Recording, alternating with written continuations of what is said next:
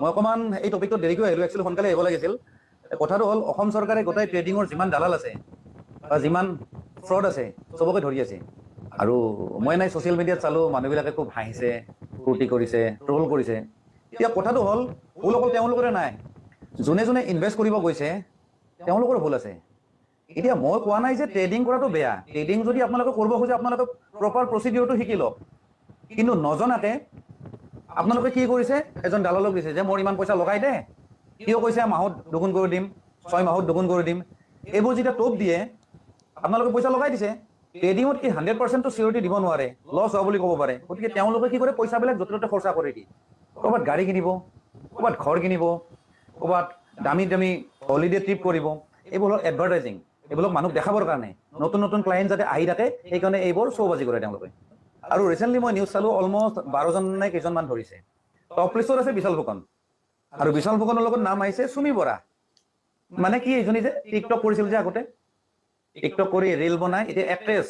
চুমি বৰাৰ ক্ষেত্ৰত মই এটা পাৰ্চনেল অপিনিয়ন দিম দেই, কোনোবাই বেয়া পালেও পাওক। চুমি বৰাক ইমান ফ'ল' কৰিব লগা কি আছে? এক নম্বৰ কথা, তাইৰ মুখখন দলিৰ নিচিনা ফুলা, তাইক মেকআপ কৰি কিনে গালখন কাটি কিনে তাইক ফটোশ্বুট কৰে বা ভিডিঅ'ত উলিয়াই, তাইৰ আছে কি? এতিয়াতো মেকআপ কেনেকৈ ল'ব, এতিয়াতো টেনশ্যনত আছে, পুলিচেও এইটো চিনি নাপাব। চুমি বৰাই কৈছিলে তাই বোলে অসমত প্ৰথম মহিলা কৰিঅ'গ্ৰাফাৰ। মই এটা কথা ক'ম, তাইৰ নিচিনা এজনী যদি অসমত প্ৰথম মহিলা কৰিঅ'গ্ৰাফাৰ হয় তেতিয়াহ'লে অসমীয়া ইণ্ডাষ্ট্ৰীৰ তাতকৈ দুৰ্ভাগ্যৰ কথা একো নাই। আৰু চুমি বৰাৰ দুটামান মই ক্লিপ দেখাইছোঁ। ভেলিউ অফ মানি কিয় কাম কৰিবলৈ পইচা লাগিব হে। লাক্সাৰীৰ কথা আহি গ'লে, কি চাৰ্ট পিন্ধিছে, কি বেগ লৈছে, ইমান পইচা আছে, পিন্ধিছে, কি হ'ল, তাৰপিছত তুমি সেইটো কথা কৈ পেলাই তুমি কিনিব নোৱাৰা নহয় চাৰ্টটো। তেওঁ ইমান লেভেল দিব লগা আছে কি? ইমান লেভেলত যে কথা পাতে, ইংলিছত কৈছা বাৰু ঠিক আছে, কিন্তু ইমান লেভেল, ইমান এটিটিউডত কিয় কথা পাতা? তোমাৰ আছে কি?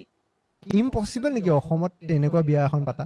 নহয়, পচিবল হয়, আমাৰ ইচ্ছা নাছিলে, ইচ্ছা নাছিলে। মানুহে এইবিলাক কথা যে কয়, কি কয়? আমাৰ সপোন আছিলে, আমাৰ বিয়া, আমাৰ দুটাৰ বিয়া, আমাৰ সপোন আছিলে।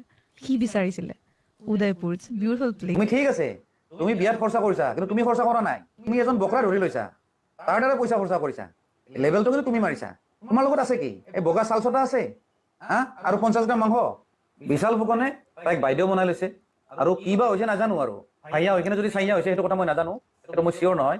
কিন্তু কি কি কৈছে প্ৰপাৰলি তাইক ইউজ কৰিছে, তাইৰ দ্বাৰা নতুন নতুন ক্লায়েণ্ট ধৰিছে, ভাল ভাল মানুহ ধৰিছে, চিনেমা ইণ্ডাষ্ট্ৰীৰ মানুহ ধৰিছে, থিয়েটাৰ ইণ্ডাষ্ট্ৰীৰ মানুহ ধৰিছে, মানে ক্লায়েণ্ট, ইনভেষ্টৰ।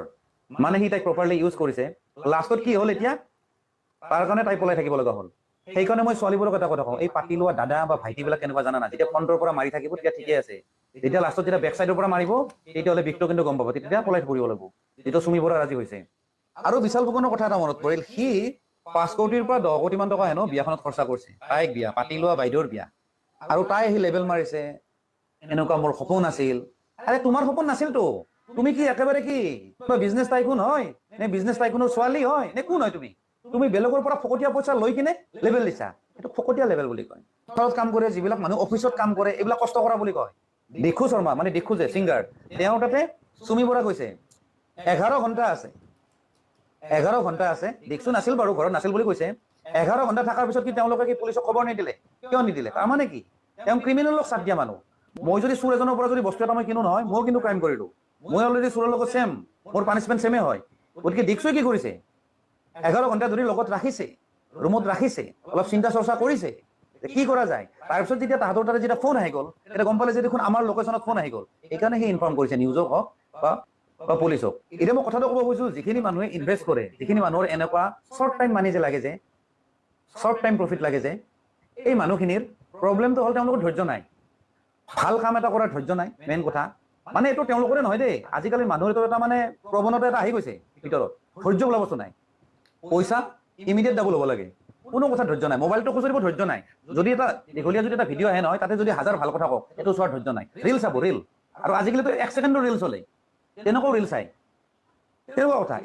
ইভেন গাড়ী চলাব যাব ধৈৰ্য নাই, হৰ্ণ বজাই থাকিব, মানে গোটেই এণ্টায়াৰ লাইফটো আজিকালি মানুহৰ ধৈৰ্য নাই। গতিকে মই এটা কথা ক'ব যে সেই দালালবিলাকৰ গোটেই ভুল নাই,